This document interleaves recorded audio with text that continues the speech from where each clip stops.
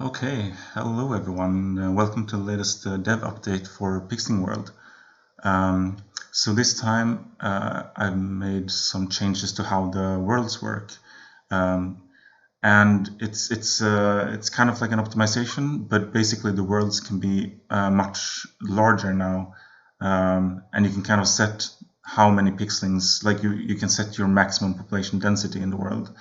So you don't get like these worlds that are tiny and filled with pixelings. Instead, you get bigger worlds with a bit fewer pixelings, but still quite a lot of pixelings.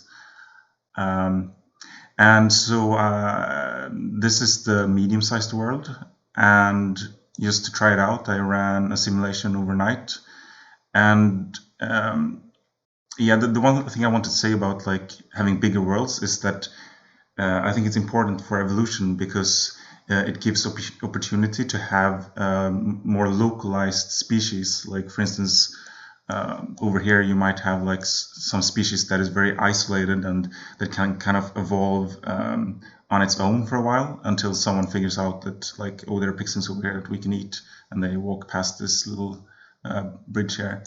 Um, so for evolution, it's kind of important to be able to like protect a species for a while, and then they can evolve, and then maybe they can explore like a new way of doing things. Um, because if all of the pixelings are like in a smaller area, then you always just have like one species that is the most effective one, and that one is just going to kill everything all the time. So you just end up with one species and no competition.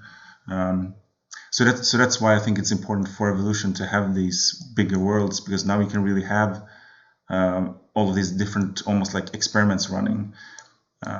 So I started this one and had it running overnight, and there are some interesting things happening. So for instance, over here, um, this kind of strange galaxy of pixelings emerged, and it seems like what you can see under them here is pheromones. So it seems like they are actually outputting pheromones, and I checked their brains before as well, and they're kind of continually updating their steering. So it seems like they're using pheromones to kind of stay within this strange galaxy of pixelings.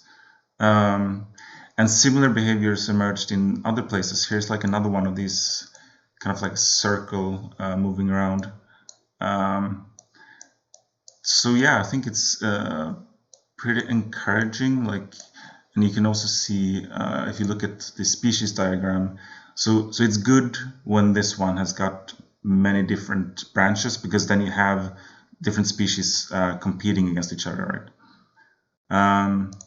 And we can speed it up to see like how weird this actually looks, because a lot of them they're still moving in circles, but they're in the previous simulation I ran, they also learned to avoid water, and I think in this one they use the circles pattern and the pheromones a lot to stick to the same path and kind of avoid the water.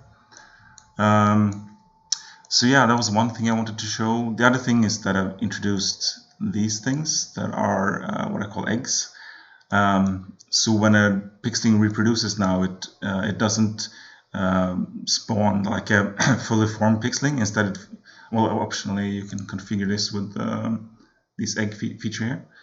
But it spawns these eggs, and the idea is that if they have an egg stage that for a while, then they have more incentive to protect their offspring and hide their offspring, maybe in a place where it's hard for other pixelings to find it and things like this. And although it didn't seem to work for these ones, I've seen it work in other worlds where they tend to spread out a lot more. So yeah. Lastly, I just wanted to show the really big world. So we're going to see that here. And I'm not sure if I'm going to use this one in the end, because it is really big. Yeah, this is about it. And it's still, like on my machine, I think it's still somewhat possible to run it. Yeah,